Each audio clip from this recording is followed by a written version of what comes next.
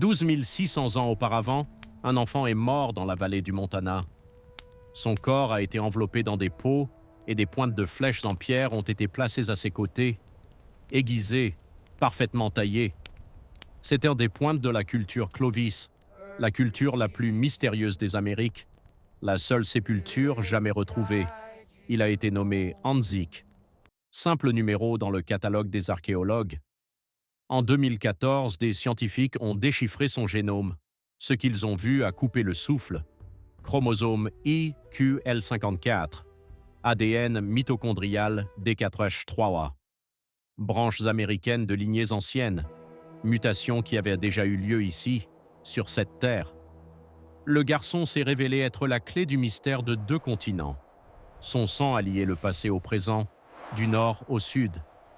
Mais qui était cet enfant? Et pourquoi son ADN vit-il dans des millions de personnes aujourd'hui? 2 continents, des milliers de tribus, un seul mystère. Christophe Colomb les a appelés Indiens, une erreur qui est devenue un nom pendant 500 ans. Il pensait avoir atteint l'Inde, mais il a découvert un nouveau monde.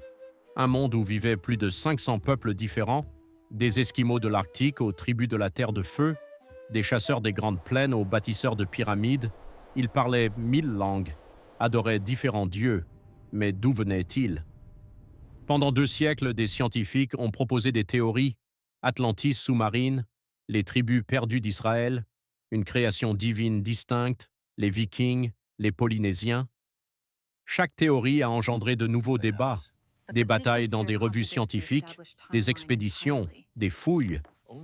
Mais il n'y avait pas de vérité, jusqu'à ce qu'en 2014 et 15, la génétique mette fin à la controverse d'un coup. Et si la vérité était plus terrifiante que n'importe quel mythe, un endroit qui n'existe plus sur les cartes. Il y a 23 000 ans, la planète a gelé. La période glaciaire a figé les continents. L'océan a reculé de 120 mètres. Un pont s'est ouvert entre l'Asie et l'Amérique, la Béringie.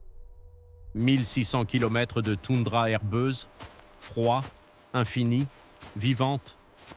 Des mammouths paissaient ici, des rhinocéros laineux, des bisons de la taille d'une maison, des troupeaux s'étiraient jusqu'à l'horizon, et derrière eux des chasseurs marchaient, les hommes de Sibérie. Ils connaissaient le froid, savaient survivre là où d'autres mouraient, des lances avec des pointes en pierre, des pots, du feu.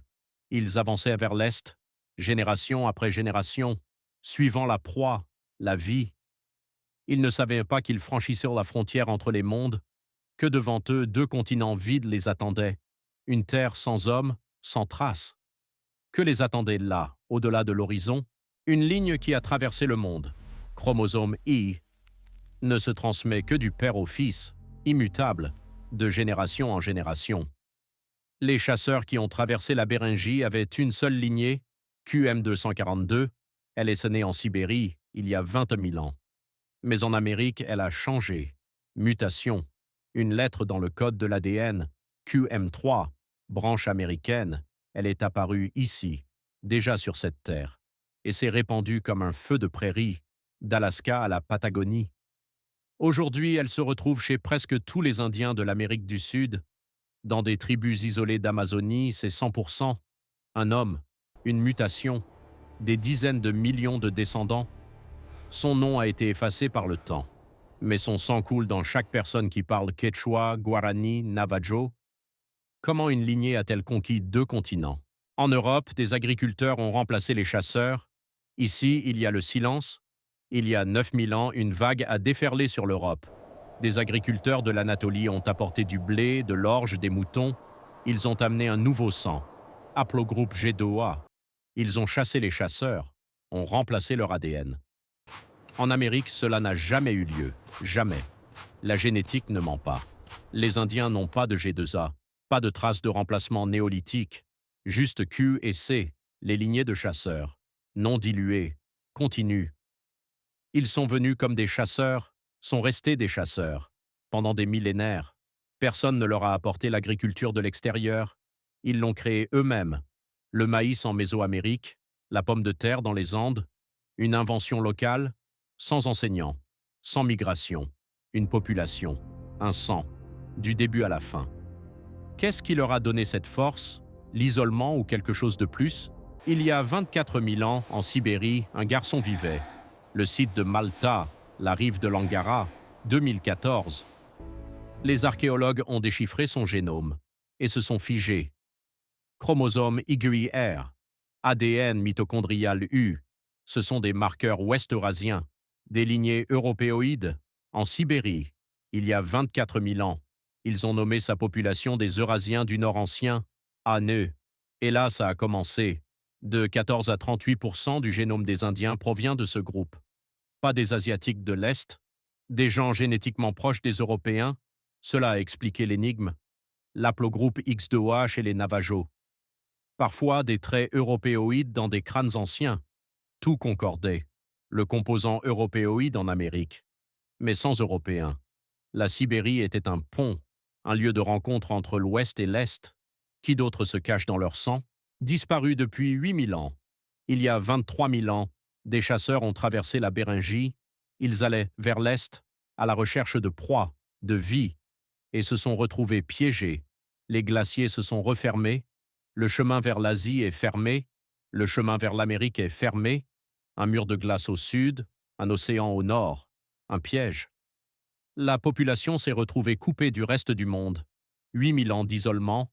Les scientifiques appellent cela la pause béringienne, Beringian Standstill. Ici, dans cette prison de glace, leur ADN a commencé à changer, mutation après mutation, QM3, A2, B2, C1, D1, des lignées qui n'existent nulle part ailleurs, seulement ici, SIL. Les Hopis racontent une légende. Nous venons du 4e monde. Peut-être est-ce une mémoire génétique d'un lieu entre les mondes, d'un temps où leurs ancêtres étaient seuls, coupés, oubliés. Que se passerait-il si les mythes étaient l'écho de l'ADN? D'Alaska à Chili en 1000 ans. Il y a 15 000 ans, la glace a commencé à reculer, les glaciers ont fondu, un corridor s'est ouvert, un passage étroit entre deux murs de glace, ou un chemin le long de la côte du Pacifique. Les scientifiques débattent, mais le résultat est le même. Les gens ont afflué vers le sud, une vague, irrésistible, rapide. Ils avançaient d'1,5 km par an. Cela semble lent. En 1000 ans, leurs descendants sont arrivés au Chili. 14 500 ans auparavant, Monteverde, le site le plus ancien d'Amérique du Sud, d'Alaska jusqu'au bout du monde, 15 000 km en 1000 ans. Ils ne construisaient pas de ville, ne restaient pas. Ils avançaient, génération après génération, comme si quelque chose les poussait. Le froid, la faim ou la soif de nouveauté. Ils ne savaient pas qu'ils peuplaient un monde vide, que des empires viendraient après eux, que leur sang deviendrait la base des civilisations. Qu'étaient-ils en train de fuir? Ou vers quoi aspiraient-ils? Une deuxième lignée, la voie du Nord. Tous ne viennent pas de Q, il y avait une deuxième lignée. C'est Ember 117, rare, mais importante.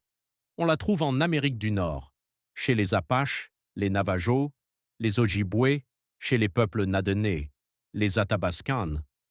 Mais ce qui est le plus étrange, c'est la mutation, CP39. Elle n'existe que en Amérique du Nord. Elle n'est pas en Sibérie, pas en Asie, nulle part. Elle s'est détachée des lignées asiatiques C il y a plus de 15 000 ans et est apparue déjà ici, après avoir traversé le détroit. Une deuxième vague de migration ou une partie de la première? Les scientifiques débattent, mais le fait demeure. Deux lignées paternelles, Q et C, des histoires différentes, des chemins différents, mais un seul continent. Q s'étend massivement vers le sud, C se concentre au nord.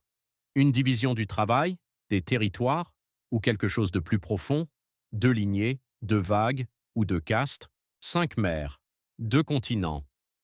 Les lignées paternelles parlent de guerre, les lignées maternelles de survie, ADN mitochondrial, ne se transmet que de la mère, immutable, précis. Chez les Indiens, il y a 5 lignées principales, A, B, C, D, X, 5 femmes fondatrices. Elles ont traversé la Béringie il y a des milliers d'années. Leurs descendants ont peuplé les continents. A2 domine au nord, Esquimaux, Nadene, jusqu'à 70%. B2 est parti vers le sud-ouest, Pueblo, Andes, le long de la côte. C1 s'est divisé en 3 branches, C1b, C1c, C1d, seulement en Amérique, nulle part ailleurs. D1 s'est répandu en Amérique du Sud, partout, de l'Amazonie à la Patagonie. D4H3A a été trouvé chez le garçon Clovis, preuve de la voie pacifique, 5 lignées, 5 histoires, mais une seule mémoire. Les pères menèrent des guerres, les mères préservèrent la vie. Lequel d'entre eux est plus fort? Une lignée qui ne devrait pas exister. X2A, une lignée maternelle qui a brisé toutes les théories. On la trouve seulement dans le nord de l'Amérique du Nord. Ojibwe, Sioux, Navajo, rare, mais stable. En Amérique du Sud, elle est presque absente. Dans l'Est asiatique, il n'y en a pas. En Sibérie, il n'y en a pas. Mais ses proches vivent en Eurasie de l'Ouest, au Moyen-Orient, en Europe. Comment est-ce possible? Pendant 20 ans, les scientifiques ont proposé des théories folles. L'hypothèse solutréenne, d'anciens Européens ont traversé l'Atlantique sur la glace, comme les Vikings, mais plus tôt, 20 000 ans plus tôt. Une belle théorie, une théorie fausse. La réponse a été donnée par le garçon de Malta, Anne. Les anciens Eurasiens du Nord ont porté des lignées occidentales en Sibérie. Là, ils se sont mélangés avec des Asiatiques de l'Est et sont venus en Amérique. X2A n'est pas une trace européenne, c'est une clé sibérienne, un souvenir de la rencontre des mondes. Combien d'autres mystères sont cachés dans leur sang? Il y a 13 000 ans, une arme est apparue, une pointe de flèche, élégante, cannelée, mortelle, la pointe de Clovis, parfaitement équilibrée, plus aiguisée qu'un couteau. Elle perçait la peau du mammouth, déchirait les côtes du mastodonte. On la retrouve partout, du nord au sud, une technologie, un style, comme si une seule main les avait toutes créées. En 500 ans, la culture Clovis s'est répandue à travers le continent. Mais qui est un de ses porteurs? Le garçon Hanzik a donné la réponse. Son génome a montré il est plus proche des Indiens d'Amérique du Sud que des tribus du Nord. Clovis n'est pas un peuple séparé. Ce sont les ancêtres de tous, des Mayas aux Incas. Il y a 12 800 ans, la culture a disparu. Soudainement. Un choc climatique, l'extinction des mégafaunes, les scientifiques ne savent pas. Ils ont créé un empire de pierre et se sont dissipés. Mais leur sang est resté. Qu'est-ce qui les a fait disparaître? Un peuple qui est resté. Il y a 11 500 ans, une fille est morte en Alaska. Upward Sun River. On l'a appelée USR-1, juste un code. En 2018, des scientifiques ont déchiffré son génome et ont découvert une troisième population. Pas du Sud, pas du Nord. Autres, les anciens Béringiens. Ils se sont détachés des autres Indiens il y a 20 000 ans. Quand tous sont partis vers le Sud, ils sont restés, ici, au bord du monde. ADN mitochondrial C1b, unique, différent. Ils ont choisi l'isolement, le froid, la solitude. Ils ont vécu séparés pendant des milliers d'années, jusqu'à ce que d'autres arrivent, les Athabascans, les Nadenais, une nouvelle vague venant de l'Ouest. Ils ont absorbé les anciens Béringiens, assimilés, éteints. Il ne reste ni langue ni culture, juste l'ADN dans les os des enfants, une mémoire d'un peuple qui a choisi de rester et a disparu. Pourquoi n'ont-ils pas partir? Qu'est-ce qui les retenait? Un crâne qui a divisé une nation? Il y a 8500 ans, un homme est mort sur les rives de la rivière Columbia. En 1986, des étudiants ont trouvé son crâne dans l'eau. Long, étroit, avec un nez haut, des traits européoïdes. Une sensation a fait exploser l'Amérique. Les scientifiques criaient « Ce n'est pas un Indien, c'est un Européen ». La preuve de contact ancien à travers l'Atlantique. Les tribus criaient « C'est notre ancêtre, ramenez-le à la terre ». 20 ans de bataille judiciaire, d'expertise, de politique, de haine. En 2015, le génome a été séquencé. Le résultat a fait taire tout le monde. Chromosome I, QM3, ADN mitochondrial X2A, un Indien pur. Génétiquement le plus proche de la tribu Colville. L'hypothèse européenne s'est effondrée. La morphologie mentait, la forme du crâne trompait. L'ADN a dit la vérité, il a été rendu aux tribus, enterré avec honneur. Combien d'autres controverses résoudra la génétique? Un peuple, 3 destins, l'Arctique, la fin du froid et de la glace. Ici, les Esquimaux, les Aléoutes, les Athabascans ont conservé d'anciennes lignées. La lignée maternelle A2 atteint 70%. CP39 chez les Nadenais, une vague migratoire tardive. Ils sont venus de l'Ouest, ont chassé les anciens Béringiens, ont pris leur place, Mésoamérique, terre des pyramides, Mayas, Aztèques, Mixtèques. Le chromosome paternel QM3 domine presque partout, les lignées maternelles A2 et B2. Une homogénéité génétique élevée, 1000 langues, mais un seul sang. Amérique du Sud, de l'Amazonie aux Andes, Quechua, Aymara, Guarani, QM3 atteint 100% dans des tribus isolées des jungles, les lignées maternelles D1 et B2, une pureté inédite dans le monde. 3 régions, 3 climats, 3 cultures. Mais génétiquement, un tout, indissociable, invincible. Comment un sang a-t-il créé 1000 mondes, 90% d'une lignée, contre les lois de la nature? Aucun peuple du vieux monde n'a conservé une telle pureté. Les Européens sont un mélange de dizaines de vagues, les Asiatiques, un kaléidoscope de migration, les Africains, la plus ancienne diversité de la planète, les Indiens, différents. Chromosome I, QM3 domine partout, dans les tribus isolées d'Amazonie jusqu'à 100%. CP39 se concentre au nord, rare mais constant. Les lignées maternelles, 5 principales, A, B, C, D, X, chacune porte son histoire, mais toutes d'une seule source, Béringie. Le génome autosomique raconte l'histoire du mélange. Le composant est asiatique, les anciens Eurasiens du Nord, de 14 à 38%. La trace du garçon de Malta. Après 1492, un composant européen a été ajouté. Mais la base est restée intacte. 15 000 ans d'isolement. Une capsule génétique du temps, plus pure que n'importe quel peuple de la planète. Comment ont-ils réussi à la conserver? Une trace qui ne devrait pas exister. 2015. Des scientifiques ont analysé les génomes des tribus amazoniennes, Surui, Caritiana, Chavante, du travail routinier. Mais les chiffres ne correspondaient pas. 1 à 2% de leur ADN n'appartenait ni à l'Amérique, ni à l'Asie. C'était un composant australasien, un lien avec les Papous, les aborigènes australiens, les Andamanais. À l'autre bout du planète. Comment est-ce possible? Un océan, 15 000 kilomètres, 15 000 ans auparavant. Les scientifiques, choqués, ont publié des résultats dans Nature. 3 hypothèses. Première, une migration ancienne à travers le Pacifique, en bateau, le long de la côte. Deuxième, une population fantôme, Igrikway, Apiquera dans la langue tupi, ancêtre, un groupe qui a disparu. Troisième, un ancêtre commun en Asie du Sud-Est, un mélange avant d'arriver en Amérique. En Amérique du Nord, il n'y a pas de traces, seulement au sud, seulement dans la jungle. L'océan n'était-il pas une barrière? L'année où le sang a commencé à disparaître. 1492, 3 navires ont traversé l'océan. Colomb a mis le pied sur le sol. Il ne savait pas qu'il apportait la mort.